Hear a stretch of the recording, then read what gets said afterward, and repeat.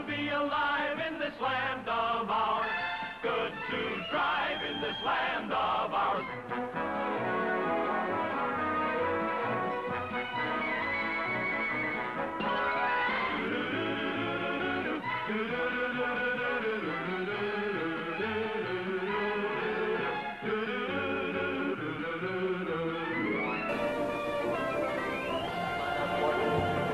Hello, Canada hockey fans in the United States. The Hockey Time Machine.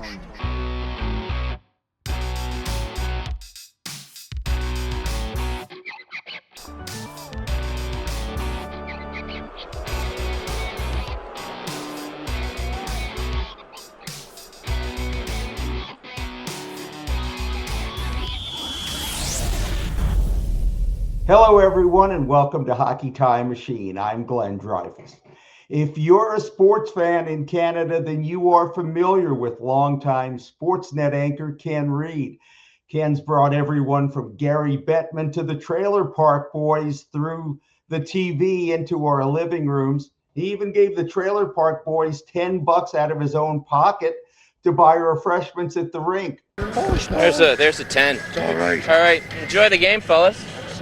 Yeah, all right. Live TV, you never know what's going to happen, Adam. Which only reflects that Ken truly, and this is true, is as nice as he is funny and talented. We've invited Ken specifically to talk about his 8th book. It's called The Next One: Hockey Scouts, Remote Rinks, and Hidden Talent. The one thing Ken Reid is not is a hidden talent. Ken, congratulations on now having been on every sports-related podcast in the known universe. Yeah, Glenn, we're making our way through it. You know, you gotta pump these books and get the word out there, because I have yet to see a full page ad in the Toronto Star for it. So you got to get the word out there. And I love talking hockey. So that's what this book's about, and I know that's what your podcast's about. And Julie needed $10 for hot dogs and more rum at that National Lacrosse League game, so I had to give him $10. You know, and Julie. Well, are you sure that was spent on hot dogs and ramen? That's a good call. Yeah, Ricky might have been spending it on something else. That's true. In the book's introduction, former LA Kings assistant GM Mike Futa describes the life of a hockey scout. Quote, travels through blizzards, canceled flights, multiple visas, all in pursuit of uncovering the hidden gem. Yeah. Clearly, Ken, not a glamorous way to make a living. Why do scouts do it? Because they absolutely love it. They love the game. It's infectious. It's such a passion. I've been talking on the phone with a scout today. We just caught up since doing the book, and I'm looking outside and it's snowing out, and I'm thinking there's some scout out there right now tailing on up the highway, and they do it because they love it, and they're not going to get rich from it. It's kind of like when you look at your house, somebody will walk into your house and say, oh, I love this room. I love the lighting. Look at your beautiful couch. And no one ever says, wow, what a great foundation this house has. And the scouts, they're the foundation of the game. They're the foundation of any great organization. It starts there, and they do it because they absolutely love it. I mean, it's just, we can all watch a game. Can we watch 4 or 5 a day? It's passion. If you could describe the composite image of a hockey scout, if you were in essence scouting for a hockey scout, what qualities, besides the passion, of course, which is a necessity, what other qualities would that man or woman possess? Well, as Colby Armstrong says, they'd wear the scout fit, so they'd have on the trench coat and stuff like that. Although the scout fit's kind of changed over the years. Now in the OHL, a lot of guys have the bomber jackets on with their team name. A scout is usually always watching up in the corner of a rink, scout's corner, right? Up in you go to an OHL or a WHL game, they'll be way off in the corners, always up in the corners. I find that's the thing, and they're curious. I mean, there was a lot of them at the Oilers Leafs games I was at the other night. A lot of pro scouts, and yeah, I don't want to say they all look the same, but they definitely have the scout fit from back in the day. And the scout fit now has evolved on the junior level, at least the bomber jacket, and the pro hockey scouts. They kind of black is a popular color among the scouts. I like to find, at least I used to you could always see them when I used to work in Calgary at the Calgary Hip, you'd always see them way up in the corner of the Saddle Dome. So it was easy to tell who the scouts were. And leave them alone. That's my tip to everybody. Let the scouts do their job. I don't know if he drinks Dos Equis beer, but you call Paul Henry the most interesting scout in the world. How come? Because Paul, he's like the Dos Equis man. The Dos Equis man is in every situation, and Paul has found himself in every situation over the years. I told this to Paul Langlois from the Tragically Hip the other night. The Tragically Hip are in my book, the next one. He said, how are we in there? And I said, because on page 217, there's a story about how Paul worked at the prison from the song 38 Years Old by the Hip. 12 men broke loose in 73 from Millhaven Maximum Security. Paul was the psychologist at that prison the time of the breakout. Fast forward, Paul is the guy that puts together the 94 Olympic team. Paul's the guy that goes downhill skiing when he's on a trip scouting for all these European gems that the Halifax Mooseheads end up with. Then the next thing you know, you're on the phone with Paul. He's in Port Hawkesbury, Nova Scotia at the World Under-17s. You call him the next week, he's between Red Deer and Lloydminster scouting in the WHL. He is the most interesting scout in the world. He takes the time to do it right. He's never in a hurry. He's a great listener, psychologist by trade. Like as one of the scouts in the book also tells me, you can't go to Seneca College to learn how to be a scout. And Paul kind of encompasses everything a scout is. He's a great listener and he's a great observer. How lucky, by the way, that there just happened to be a copy of the book within arm's reach. Crazy. It's crazy. It's almost like I've done this before, you know? Now, not all the hockey scouts work at maximum security prisons. That's true. That's true. But many of them do have other non-hockey related jobs, right? Yeah, Bill Heffernan's in the book. He worked in the education system. He was a school teacher. At the same time, he was scouting for the Winnipeg Jets and sending kids. He was scouting for Clarkson University. He's a musician now.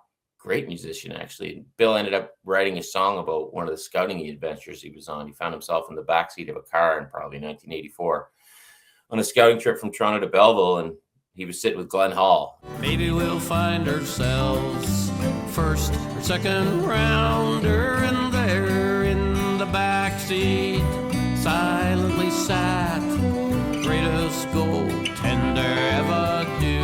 Up a strap and he sat there in silence, calm and dignity. The toast of Chicago, Glenn Hall, Mr. Goalie.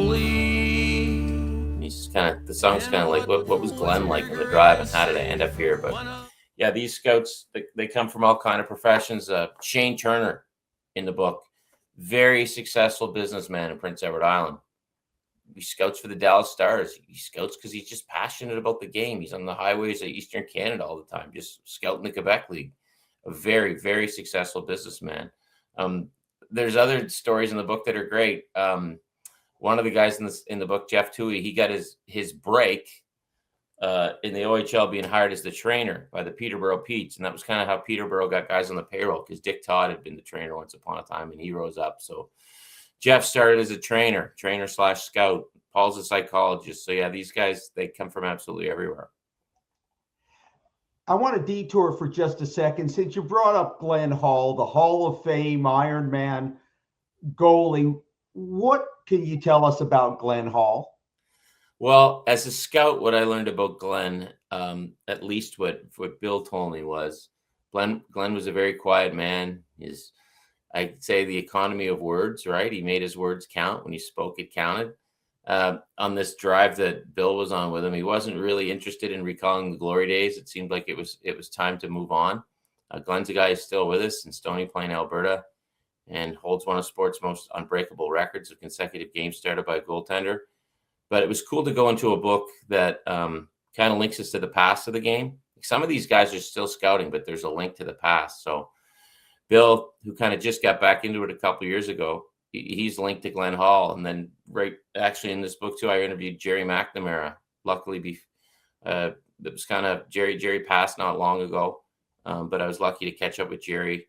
And Jerry's a link to when you could go as an NHL scout to a country that country was Sweden, and you could have the whole place, not the whole rink, the whole country to yourself to scout. Like, think about that, because when we think about scouts, we always think about, discovering undiscovered talent. Well, that's next to impossible now, but there was a time when a scout could, do the crazy thing of going to Sweden, which was in the eyes of many a waste of a trip, and then go there and just happen upon Borje Salming in an extra game you were just seeing for the day. So those days are over, but it's really cool to recall those kind of stories.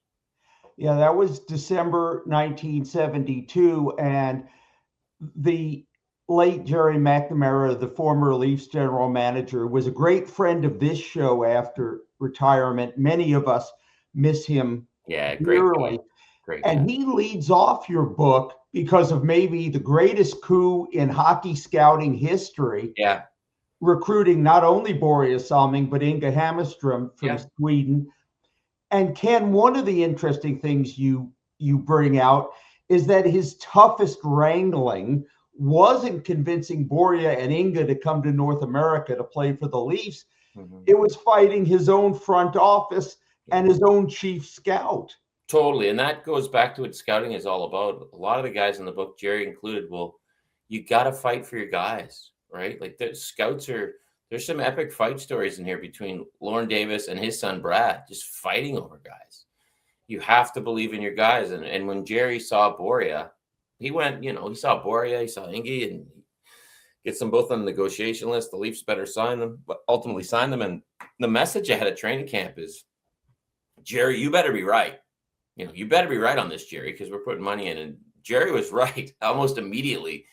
The Leafs brass saw these guys on the ice, and Now think about that. Harold Ballard, I guess I could say he wasn't the most open-minded individual in National Hockey League history. This is the guy who banned the Soviets from Maple Leaf Gardens, but Jerry had to, pry open the mind of a Harold Ballard to give Hammarström and Salming a shot. So that tells you how good they must have been. And then, of course, it's, they're going to be chickens. They're not going to be tough enough. Well, Borje Salming, that's one of the toughest guys in NHL history to put up with what he put up with.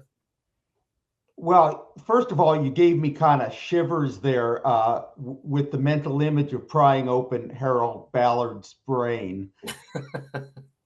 But about Salming specifically, you wrote about the physical punishment he had to absorb from other teams. Abuse, really. Abuse, yeah. Do you think it rose to the level of xenophobia, of, out and out bigotry? I don't know if I can say that because I wasn't around then. I was -2 years old in 74.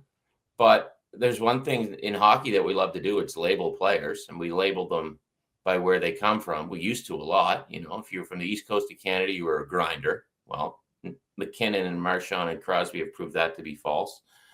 If you were a Swedish player, you were soft. That is definitely not the case anymore. Swedish players play great physical hockey.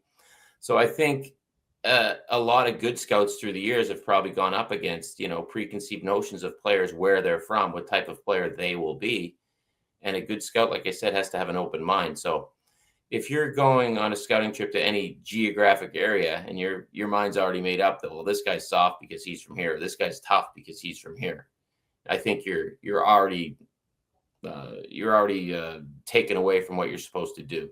You got to go in with an open mind. And Jerry saw some guys that were playing in Sweden, which wasn't the bench clearing brawls of North America, and thought, here's two guys that can put up with it. Here's two guys who were tough enough to play with it, mentally strong enough to play through it. And they both were. Where would the 32-team National Hockey League be without players from Europe? Oh, boy. Yeah, be interesting to see, wouldn't it, if we were just all still made up of North American players, what it would look like. Yeah, absolutely. Jerry also offered a gem of general scouting wisdom about players from which position on a team make the best scouts. Yeah, he's a goalie guy. He was a goaltender, and he firmly believes in the goalie. It makes sense because goalies have to see everything. It makes sense why they make great scouts. It makes sense why they make great broadcasters, right? Because goalies are observers, and when you're backing up, you're the ultimate observer. When you're playing, you're an observer. But I'm just looking through this right now, and Rick Knickel, he was a great goalie. What an awesome hockey story that is, right? Of being buried in the International League and you take LA by storm in 92, 93. But yeah, there's a lot of goalies in here. Well, we got Wayne Mundy in here too, who was a referee. Yes. And what an interesting angle to watch the game from. So think about that. You're a referee. You're the ultimate observer. And then you become a scout. So yeah, goalies, referees. I mean, Les Binkley, he'll tell you that he thinks that goalies make the best scouts as well. And Les is a guy too, along the lines of Jerry. Les was one of the first guys to kind of dig deep into the NCAA. I mean, because that was stereotyped as not tough enough. Guys who go to, oh, you're a college guy. You're not tough enough. So come on, that's how a lot of people used to look at the game, and things change and evolve over the years, luckily. Well, Bob Sirwa wrote a book saying there was at the time widespread bias among scouts against French Canadians and Americans. Like they would try to find any reason to say, no, well, the Americans, college hockey, they don't play enough games. And French Canadians, well, they're going to speak French and we know all about them. Yeah, like it was almost like profiling or something. But a good scout will see beyond that. And a good scout, that when other people view the game that way, that's only opening the door for a really good scout to do his job. And like you go, what a steal of a pick. It's like, well, maybe that was a steal of a pick because everybody else just put the wall up right away on that guy based on where he played, which I don't think is fair at all. Besides Brad Davis, you mentioned Wayne Mundy. So this is really interesting because he not only had a whistle attached to his hand in both the NHL and WHA, and I don't know how many officials can say this, he has a Stanley Cup ring attached to his hand. How did that happen? Well, Wayne, WHA referee, the merger comes. He thinks he's going to the NHL. It doesn't quite happen. And then it's, well, what do I do? And he ends up living in and around Montreal, sales, things like that. And pro scouting comes along in the mid-90s. And it's, as Archie Henderson said, once upon a time, a pro scout was somebody that the GM of the Boston Bruins would call up. He'd know a guy in, Lake Simcoe, Ontario. He'd say, go stay out the Royal York. I'll get you a steak. Bring your wife down for the night and watch this guy play against the Leafs. Well, it evolved to an actual profession. So Wayne was good friends and always stayed in contact with Larry Plow. Larry was working with Hartford. He brings, was it Hartford or St. Louis? Ultimately, he works with St. Louis. He brings Wayne on. Wayne sticks with St. Louis for 20 years, pro scout. And when the Blues got the cup, that was Wayne's last year with the Blues, and he got a Stanley Cup ring. And to make it even better, then he goes on to become a senior advisor with St. John in the Quebec League, and he gets a Memorial Cup ring out of that. So that's pretty cool. So Wayne's got a lot of rings. Wayne's one of those great characters of the game. And to full disclosure, Wayne's a great friend of my mom and my dad. So when I was a kid, Wayne and his then wife would come and visit our house, and I assume, pepper him with questions. And this is where my fondness for the WHA came from. And Wayne is super kind. And a lot of these scouts they're actually very kind people because they're in the people business, right? Like this is the people business that you're in. So if you're antisocial and screaming at everybody, I don't think you're going to make a very good scout either. So they're in the people business. And Wayne's a wonderful story. I mean, there's a story in the book of his initial interaction with Gordie Howe in the WHA. So, I mean, I couldn't imagine that as a 24-year-old. Do you think players were intimidated by Gordie? Try being the ref. So, and then Are you aware of any other officials that have Stanley Cup rings? I'm trying to think off the top of my head. Yeah. And not really. I mean, Brad Davis was a ref in the WHL, which is kind of cool. They called him Mr. Perfect because he had a nice mullet like Mr. Perfect back in the day. But off the top of my head, refs with I'm just trying to think of ex-players that became refs. Well, King Clancy was a ref, wasn't he? That's right. There you go. That's my poll off the top of my head. Good poll. on Hockey Time Machine. And I bet there's a lot of listeners right now who are screaming King Clancy at us. So King Clancy, there you go. I'm so glad that you brought up the fact that this is a book that is stories about people who just happen to have chosen hockey scouting as their profession. It's a wonderful way to draw in casual fans. And I think this is a compelling read, even if you're not a sports fan, because it's such great stories about people. And that makes me circle back to that father-son scouting duo of Lorne and Brad Davis. Excuse me. Yeah, awesome. I mean, Lorne Davis, legendary scout in the game, lived in Regina for years. And Brad Davis, Lorne's son, his education in the game of hockey was sitting at his dinner table every night when a scout would come through town, and Mr. and Mrs. Davis would have that scout over for dinner. And Lorne and that scout would talk hockey. And little Brad would sit there just soaking it all up. And he'd watch hockey with his dad. And it goes so far as Brad never cheered at a game because his dad never cheered.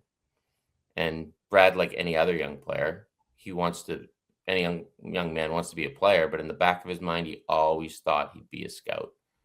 So his story is kind of like, well, how do you get there? And you immediately think, well, his dad was a scout. That was easy. It wasn't. He went through a lot to get there. He put in a lot of miles to get there, especially as a referee, which is just an amazing story. And he didn't want to get there because of his dad. It was pretty cool, but they ultimately end up working with each other and have some pretty good scraps, like fighting over players, which I love. I learned from Brad, and I learned from Rick Knickel in this book. And I learned from Mike Futa too. If you believe in a player, you have to fight for that player.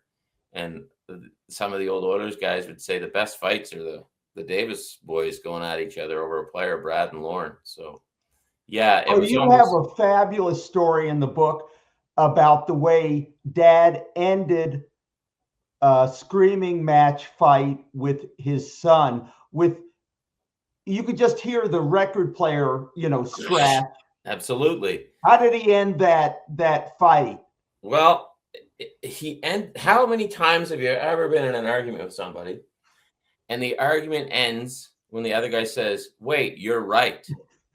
So that never happens, let alone from your father.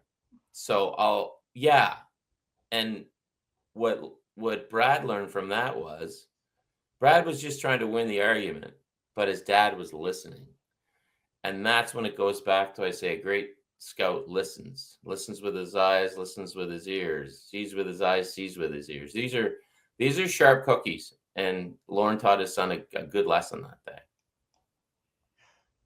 You talk about, and here I want to bring up maybe the tallest scout, 6'6", Archie Henderson. Yeah. That you have to have the courage of your convictions. Yeah. And when he was interviewing with the Capitals to be a scout, they kind of set him up to see if he would really believe in what he thought by giving him some false information that the Capitals GM at the time, David Poyle, was absolutely in love with a player that Henderson didn't think much of.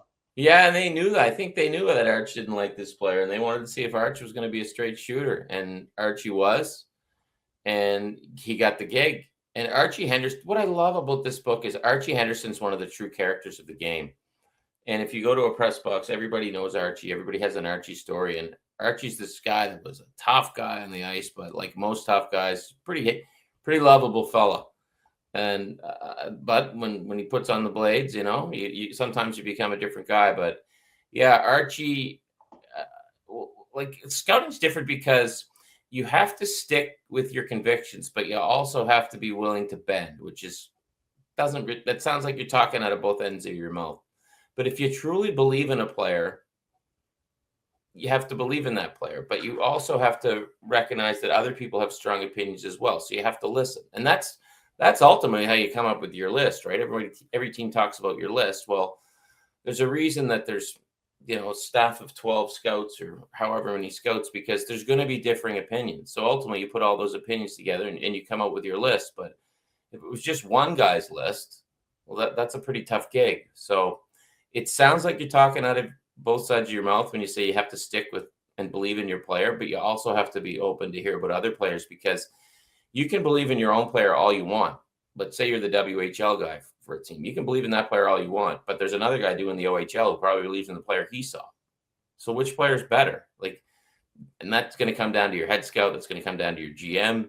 It's kind of wild, because you're fighting for this player that you've seen 10 times, but there's another guy fighting for the same player that they've seen 10 times. So it makes for some good arguments, I think. Be a good Jerry Springer show.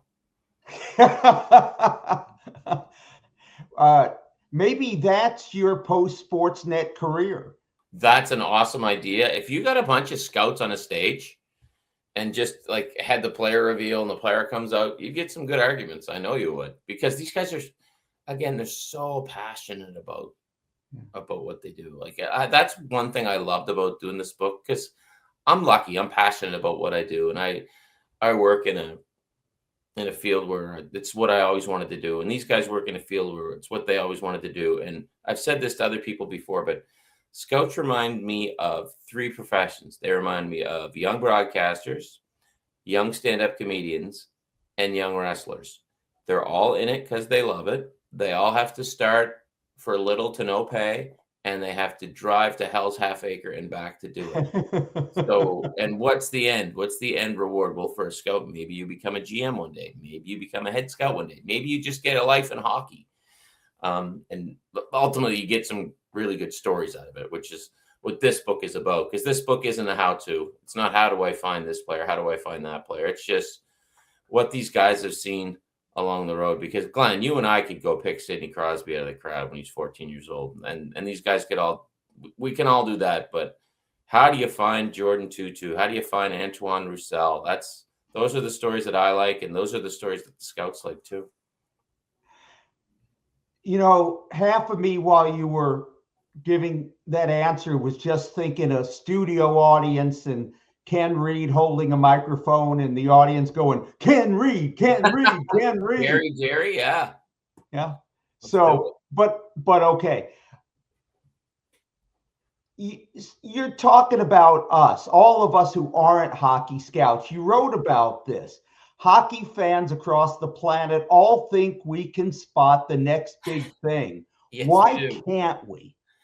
Why can't we? Well, I think we can all spot McDavid. We can all spot Crosby. We can all spot McKinnon. Can we really spot, let's say, Antoine Roussel? Can we look at Antoine Roussel, who wasn't drafted to the Quebec League, who got an invite to Vancouver Canucks camp and ended up playing for the Chicago Wolves and was a healthy scratch in the American League? But can we go, there's something about that kid that I'm scouting for the Dallas Stars, and we need some character on our AHL affiliate. I'm going to take a chance on that guy. And then there's something about that kid in Iowa that goes, you know what? He could work at the NHL level and end up playing over 600 games.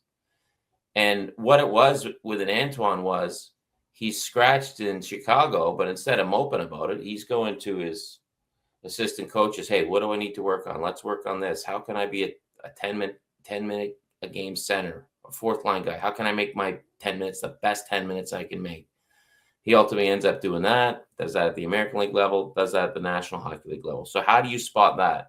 And what I've learned is how you spot that is it's a lot more than just watching a game.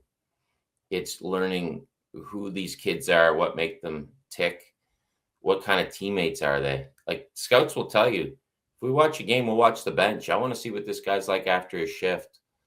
I want to see if he's moping. I want to see what he's like when a teammate scores. I want to see what he's like when a teammate scores above the depth chart.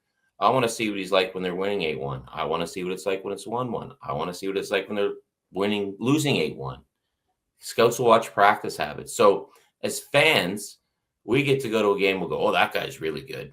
And a lot of the time when you do that, you'll look at the notes, or you'll hit elite prospects on your phone now, and it'll say, oh, he's a second round pick at Chicago. So I think the book might even start with my sons and I, because that's what we do.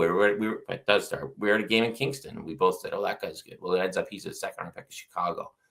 But there's other kids out there that we don't know, that the scouts are watching, that, okay, maybe we'll sign him via free agency. So they're seeing it differently than we are. And the way they see it, it's pretty interesting it was interesting to dive into that, because it's kind of like, if you were a music fan, everybody knows the pop charts, but these guys know, oh, there's a kid playing in the coffee shop there. He's really good. He could make a good album too. So that's kind of what a good scout does. You're mentioning qualities that science, no matter how advanced, hasn't figured out a way to measure. So from listening to all the scouts you talk to, what's the proper use of analytics versus what's traditionally called the eye test? Yeah, I think I make no secret, I'm not the biggest analytics guy on the planet. And I probably was biased doing this book because I talked to old school scouts, because I like my game old school. But analytics often, I think, if they're used properly, they back up what you see. I think if you would just look at them alone, what a good scout sees, the analytics will often back it up. I mean, hey, he scores a lot from the slot. It's like, yeah, well, we all know that's where goals happen from. We're not learning much on that. But I think, like for a goalie, for example, it can show where the goals are where are they beating them. And the scout will say, oh, he's got a weak blocker side. Well, maybe if you look at the chart, that's where the goals are going in. Or like, actually, a friend of mine, he's a scout and he's an analytics guy as well. And he gave me, because we had this debate, and he told me something really cool. And I said, well, how can you measure heart with analytics? I mean, how do you measure that? He goes, well, what if this kid's winning 90% of his puck battles? That shows he's got a lot of guts, doesn't it? If he's an undersized guy. And I said, that's a good point. So that's where I put on my Lorne Davis cap, because when it comes to analytics, I'll often just yell and not listen. But that's when I said, wow, that's a really good point. So I respect that. So I think that's where it can come in, puck battles. Well, the kid, he's winning 62% of his puck battles in the corner. Well, maybe he's got a heart on him. Maybe, and if you listen and talk to the kid, maybe he's telling you how passionate he is about the game. So those two will kind of go together. So I think the eye test can be used on its own. I don't think analytics can be used on its own. That's what I would say. I'm not anti-science or anti-knowledge. I appreciate analytics. It just isn't what excites me about watching hockey. Exactly. You just nailed it, Glenn. My wife says people don't remember numbers, people remember stories. Yeah. I can see how analytics would work on an owner, because what are owners? They're businessmen. They like things in numbers. So if you can break things down in numbers for an owner, I think you can go all the way with analytics. But the game is a game of stories, and it's what makes these stories great. And for me, that's the eye test. Scouting was tough during COVID, because the guys couldn't travel as much, and you're watching a game on a screen. They're watching games on computers like this. Well, guess what you can't see on a computer? What's going on outside that frame? What's going on behind the play? That's what good scouts are watching. So that's tough to do. And no disrespect, well, I guess disrespect, but when it comes to analytics, who's measuring the stats? I don't know who these people are yet. So I don't know if you agree, but hockey seems like a much more subjective sport than, say, baseball or football to try to plug in numbers. Well, was that puck possession? Did he win the face-off? Was that a hit? Was that a shot on goal even? A lot of it is subjective. Could not agree more, because baseball and football, every play starts from a set position. Baseball's made for analytics. It really is. And it still drives me nuts in baseball. So think about how much not to much drive me in hockey when people just try to break things down. And I'm like, no, I always liken the analytics chat to, there's a scene in Good Will Hunting where the Robin Williams character is lecturing the Matt Damon character on I think it's the Michelangelo painting or one of these paintings. He's like, you can tell me all about it from reading in a book, but have you ever been there? Have you ever looked at it? Have you ever smelled it? And that's why I love the scouts. That's why I love those who played the game. They've been there. They've smelled it. They know. I think I can break down all the numbers I want, but if I haven't been there and if I haven't smelled it, then I don't really know. If you want to take numbers and have them back up your opinion, then that's fine. But if you're just going by the numbers for hockey, a sport that is so random, I really enjoy listening to Steve Valiquette on Real Kipper and Born. He breaks it down well. You know, he broke down a bit on how few cross ice passes for one-timers Austin Matthews was getting this year, and he's not scoring. I thought that's great because we've all seen how many he scored off that play. So, I mean, that makes sense to me. But if you're just coming up with stats out of the blue, I don't see how that can work. But I liked what Steve was saying about that. Like, Austin's very effective on cross ice one-timers. Well, we all know that. And he's not getting them because he tracked how few he's getting. Is that why his goal scoring's down? So that works for me. I like that. Finish this sentence from the book. Tell me where it comes from. There are no bad scouts. There are only bad coaches. And I would say that comes from every scout who's ever scouted a hockey game, because a good scout finds the player, passes them along. But I say a great scout finds the player and still keeps tabs on them. I think that's what a great scout does. I think a great scout knows his work isn't done as soon as the draft pick's made or the signing's made. I think a great scout stays in touch in his or her own way. But yeah, there are no great scouts, no bad scouts, just bad coaches. That keeps the guys and girls all kind of united, right? One of your chapters, and good on you for doing this, is devoted to a woman, Gina Kingsbury, general manager of the PWHL Toronto Scepters. She won a gold medal with Team Canada at the 2006 Olympics. She had a special hurdle as a Team Canada executives. This was fascinating to me, convincing American players, Team USA players, that they would be welcomed in her organization.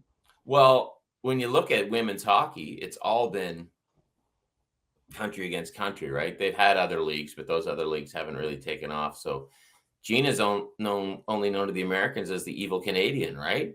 And Gina has to convince them, look, you're not playing for Team Canada, Team USA, you're playing for the Toronto Scepters, and I'm not going to hold a bias against you. And she's the Canada GM, right? So she's got to take that hat on, put another hat off. Plus, Gina had to put together a team with her head coach, Troy Ryan, in basically 3 weeks. Like, you talk about cramming for an exam, what the GMs and the PWHL pulled off in their first year, it was insanity. Like, I could not imagine the work they did in those 3 to 4 weeks putting their teams together, because there's the free agent window. I think it was at the end of August. And then it's like, okay, now you got to put a team together quickly because we have an expansion draft coming up. And again, Gina's story is like at all of the other scouts. It's about trust. What players do I trust, and how do I establish their trust in me? Like she had to do with the American players. So a lot of the Toronto Scepters in that first season was built on trust, which I found was really interesting. Again, taking a little detour, but I'm out here in Seattle, which has the Torrent. Vancouver has the Golden Eyes. They're the new PWHL expansion teams.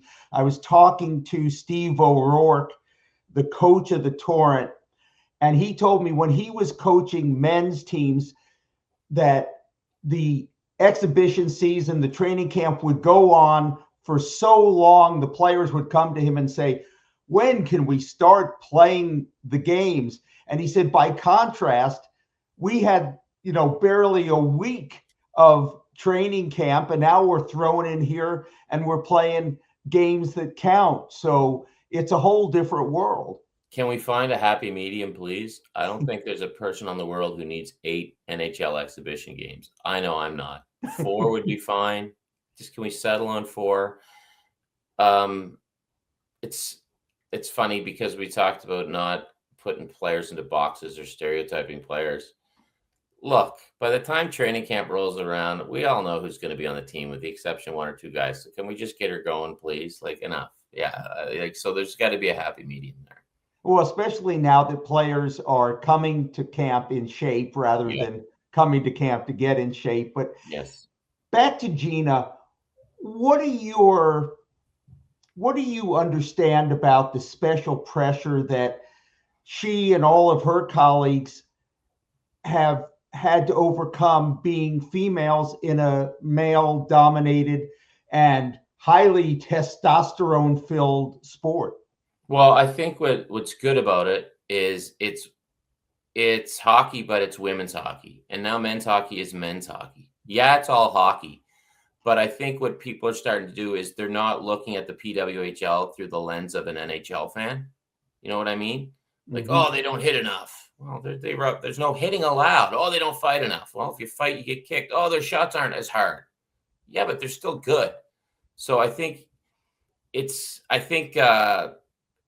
really competitive. It's really good. There's a lot of skill. And I think that if you just appreciate anything for what it is, you can't always compare things. And I think naturally we've always just compared the men's game to the women's game through the eyes of men's hockey, which I don't think is really fair because it's a different game. It's like men's basketball and women's basketball, right? The men are dunking, the women are not dunking. That doesn't mean because they don't dunk, it's not a good game.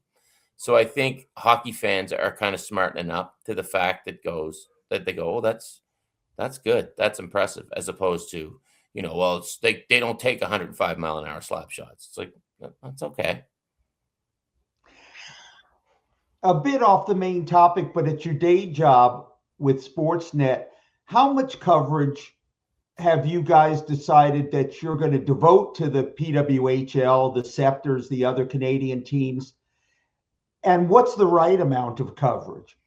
Well, I think we cover the games on our show on Central, and we cover the games. We show games on Sportsnet. And I always say the right amount of coverage is what the fans demand.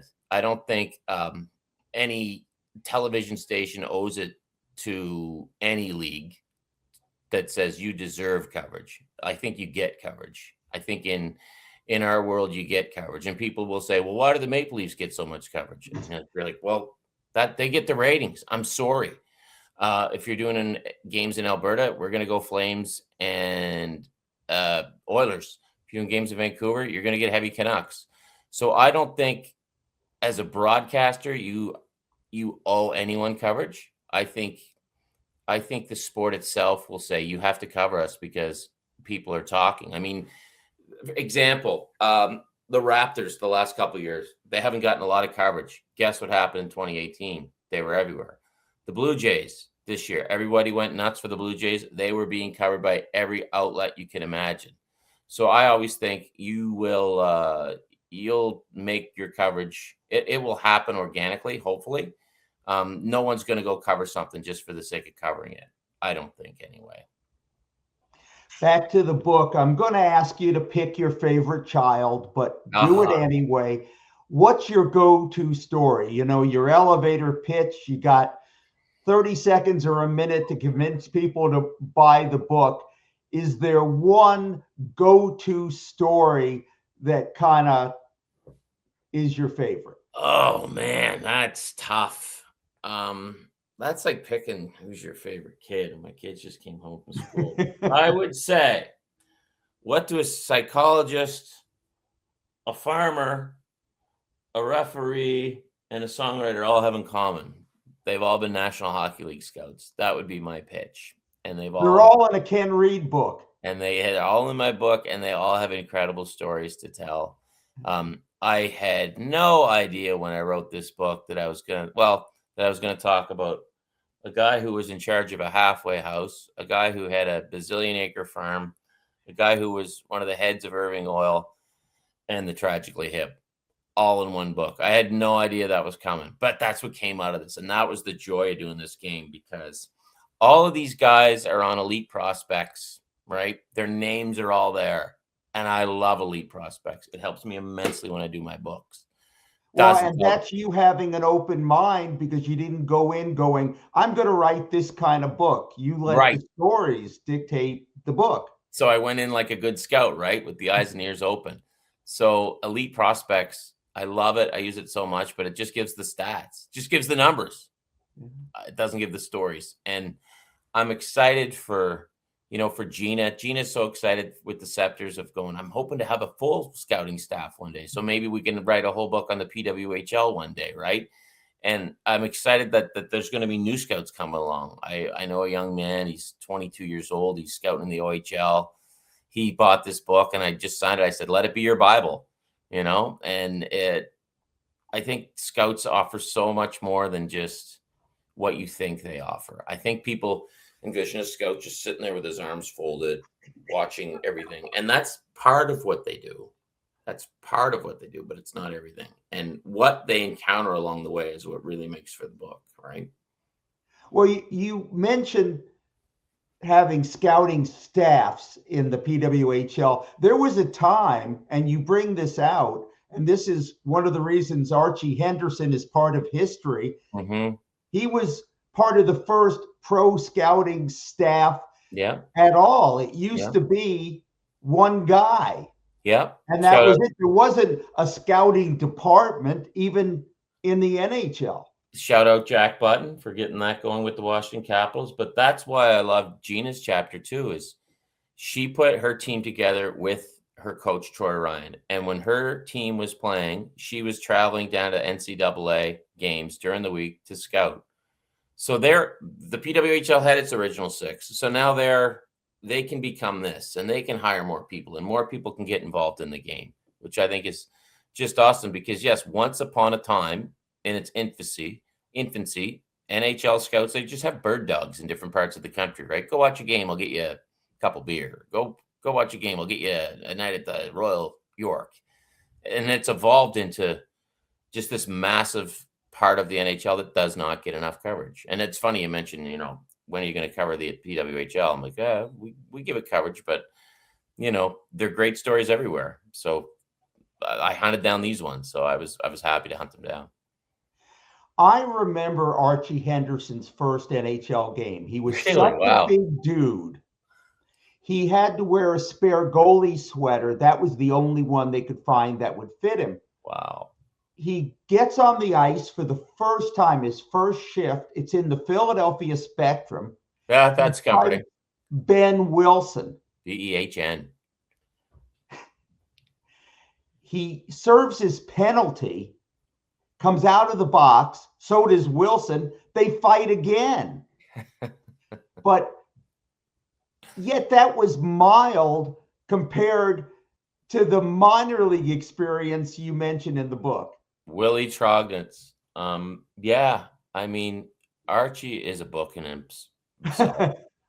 But I couldn't imagine being 20 years old, clubbed over the head with a hockey stick, ending up in the hospital, then in the pages of Sports Illustrated. And that is ultimately one of the first steps along your road to becoming one of the first full-time pro scouts in hockey. I mean, it's funny, like if you look back, you go, well, the guy that got clubbed in the head and was fighting everybody is the guy evaluating everyone. Yup. So it's funny that goalies make such great scouts because they're such good observers. But what about the tough guys, right? Because what are tough guys doing a lot of the game? They're watching. So you can be a tough guy and play beat the clock or spot the lady in the stands with your buddy in the grocery stick part of the bench, or you can observe. And I would wager that I would wager that Archie was observing a lot. Now he was making great comments and picking up great stories along the way, but he was observing a lot as well. Isn't that also why journeyman players tend to make better coaches than, maybe the Patrick Waz or Wayne Gretzky's? They've seen a lot. They've had the challenge of trying to fit in. They've observed a lot. I think with superstars, probably they can't understand why somebody can't do something. Right. And with a journeyman or a fourth liner, they would understand because they couldn't do it. So they might be, it's like a math whiz doesn't necessarily make a great math teacher. They don't have the patience, maybe. That's just a theory I'm floating off the top of my head, but yeah, maybe that's true. Even though scouts are by nature of the job in competition, they do tend to share information, don't they? It does seem like a fraternity, kind of like enforcers or hockey goalies. I think it's like a Fight Club, right? They all have their own notes, but they're oftentimes traveling, not necessarily together, but their travel coincides, so they'll be on the same flight. Back in the day, they'd be in the same car to save on mileage. That's a story in the book. But I think they're all members of Fight Club, but they don't talk about Fight Club. I don't think they're sharing information on players. It'd be like on the floor at Wall Street. Everybody's a stockbroker. Everybody has their hot stock, but you're not necessarily tipping the other guy off about your hot stock, but maybe you're inquiring in different ways.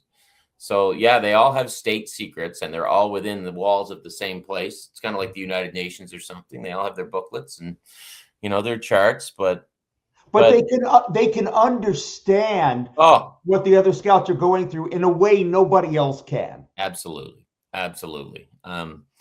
Yeah, it's funny. My family and I, we watch Hell's Kitchen with Gordon Ramsay, and all these cooks are in the same place, and they all live together, but they all have their own secret recipes. So maybe that's how we'll say the scouts. Yeah, they all get I assume there's scraps, and not everybody loves each other, but they're all traveling within the same circles. It's quite a world, really, when you think about it, because you got all your notes on the other guy, and the other guy's making his notes, and he's a couple seats down in the press box. It's pretty funny.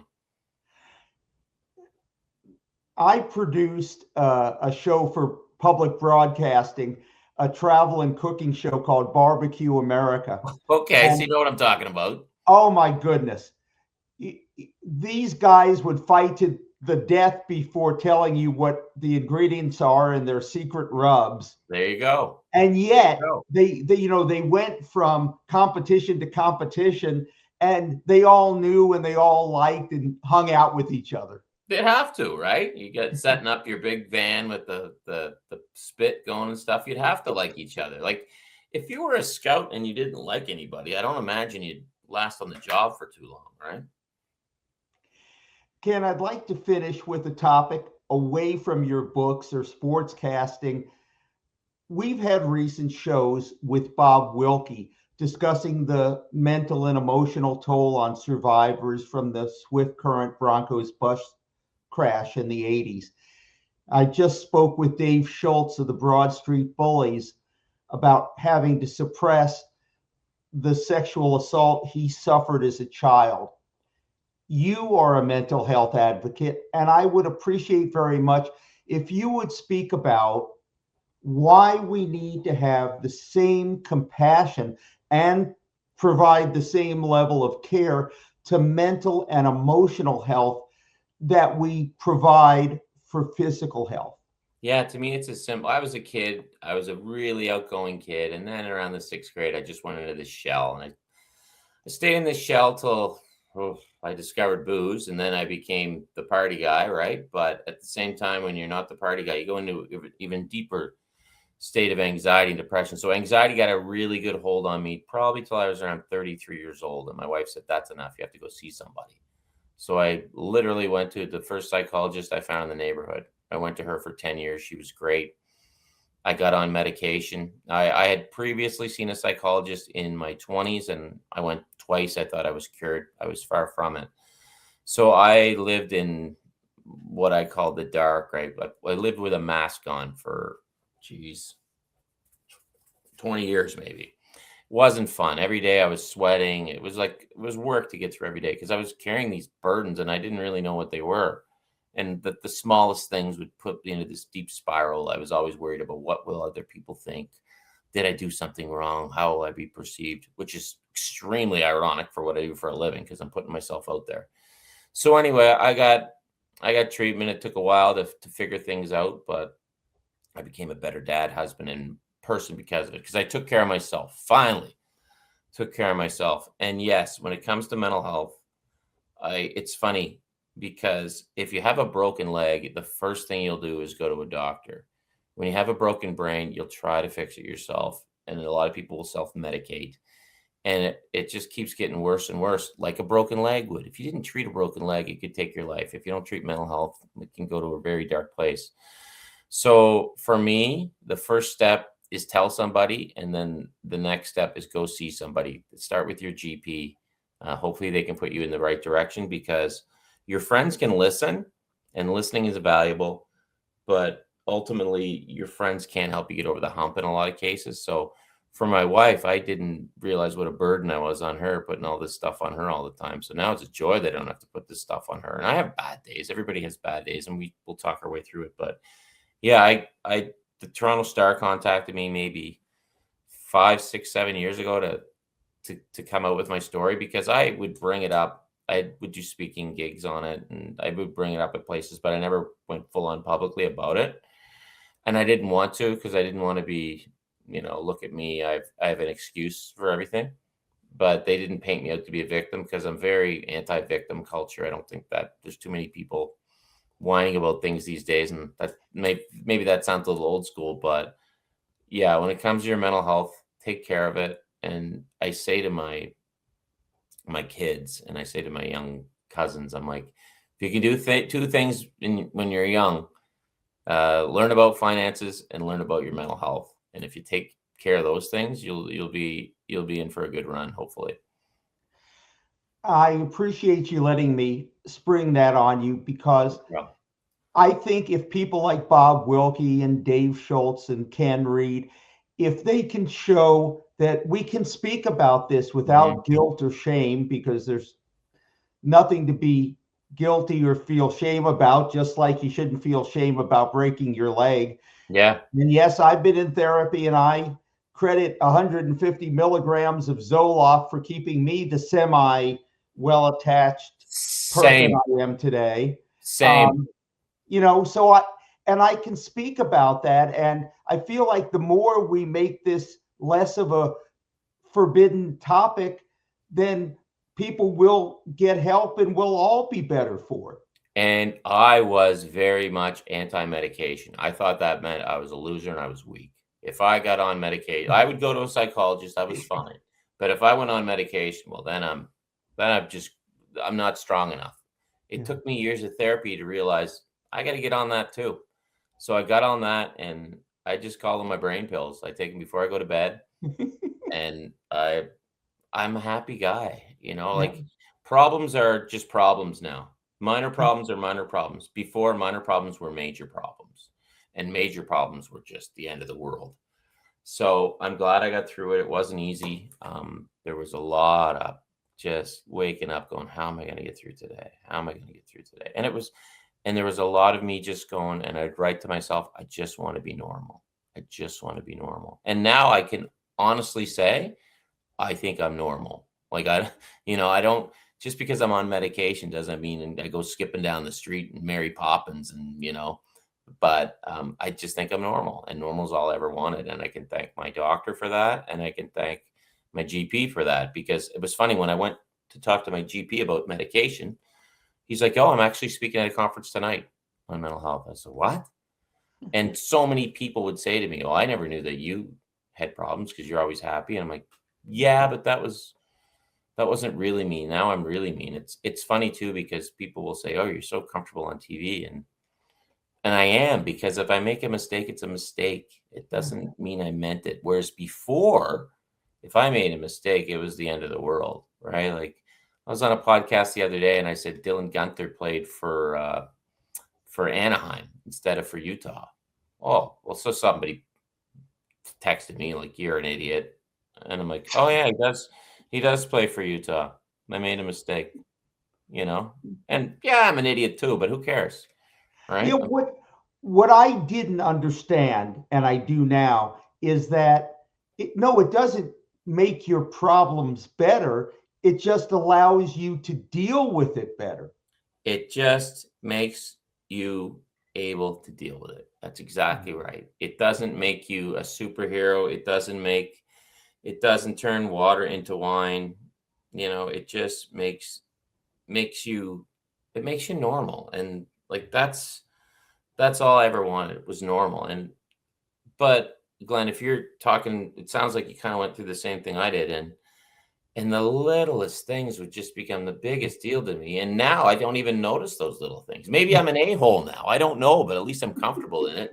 Whereas before, it was just like every day I would just be a mess, and it was no fun at all. And I couldn't imagine trying to be a dad now. I have kids that are 12 and 10, and my greatest joy in my life is my kids. And I love being a dad, but I couldn't imagine trying to be a dad now if I was still that person then, trying to fake all this stuff and then try to take care of your kids. So it made me a better dad for sure. Well, as somebody who has kids who are both in their 30s, get back to me after their teenage years.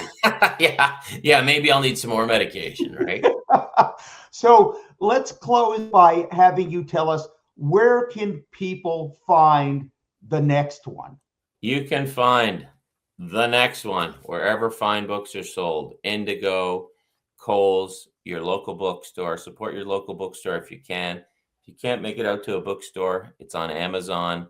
Leave a review whether you like it or not. I think you'll like it. And Glenn, I'll tell you what, people all at Indigo, they call my books Uncle Books. And I said, what does that mean? I was in there. They said, well, when they want to buy a hockey book for their uncle and they don't know what to get them, the salespeople say, buy a Ken Reid book.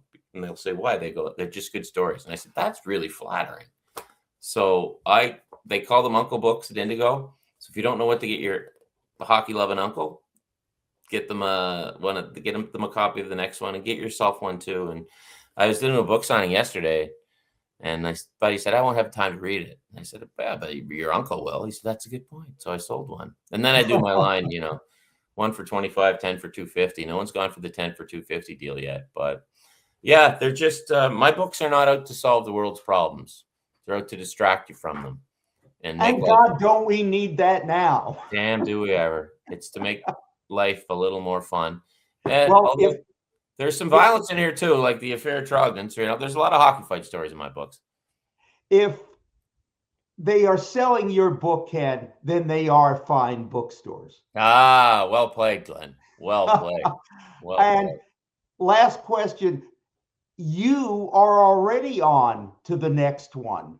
Holy smokes. It's funny. Yesterday I was at a book signing and someone said, what's the next one about? I go, oh, I'm writing a book about the 80s. They go, no, this book. So it's funny. So yes, I'm writing a new book as well. That was just completed. That'll be out either next fall or the following fall. And then I have to start writing another one because I have to pay for my kids' sports. So I just saw my kids walking out the window going to the coasting hill, which is fabulous. I love that. So that doesn't cost me much. Well, then I'll let you go so you can go watch them. But the only thing I'll say about hockey in the 80s is, ooh la la Sasson. Oh, the ad. Duguay, Espo, Greshner. Who was the other one? Duguay, Espo. Those Greshner. are the three I know. There were four. Oh, the tight turn around the jeans model. That was beautiful. In the jeans. Studio 54. And it was a beautiful time. But yeah, we're getting into, in that one, we're going to get into a lot of fun, including a guy who was traded for a bus. So, I mean, come on. And who got the better of the deal? Oh, as Bussy will tell you, it was a pretty good bus. Had a skate sharpener in it, a bunch of Titans. But this team got what they needed to. He's a great buddy of mine, Bussy Martin, absolute beauty. He sent me a picture of him with a copy of this book. But yeah, I'm really proud of this book. And mostly, Glenn, I was proud that I could, I like doing books about people you wouldn't know, right? And I like that I could shine a light on some hockey scouts. And, I've done books on guys who played a single game in the NHL or scored a single goal in the NHL. And there's so many great people that make this game tick, and the scouts get no love. As Greg Oliver told me, there's not a single scout in the National Hockey League just based on their scouting career. So maybe one day that'll change. Who knows? Well, when you get to be a big time person, and Ken Reid is a big time person, you can go two ways. You can let everybody know you're big time, or you can go the way Ken Reid did, which is still be as nice and friendly and accommodating as Ken Reid is. And we very much appreciate that you have spent an hour with us, and it has been thoroughly a pleasure. Ken, thank you so much. Glenn, back at you. Thank you for your kindness. And as my mom always said, I'll give my mom credit for that. She's a lovely woman. She said, always remember Wayne Gretzky, Kenny. Always be humble and kind. So that's an assist by 99. Yet another assist by Wayno. So there you go. But yeah, thanks, more. Ken. Yeah, this was fun. This was fun. And you know what? I love your podcast, and I'm happy to come on anytime and talk about old school hockey. the tragically hip Ken Reid. Thanks, Ken. Thanks, Glenn.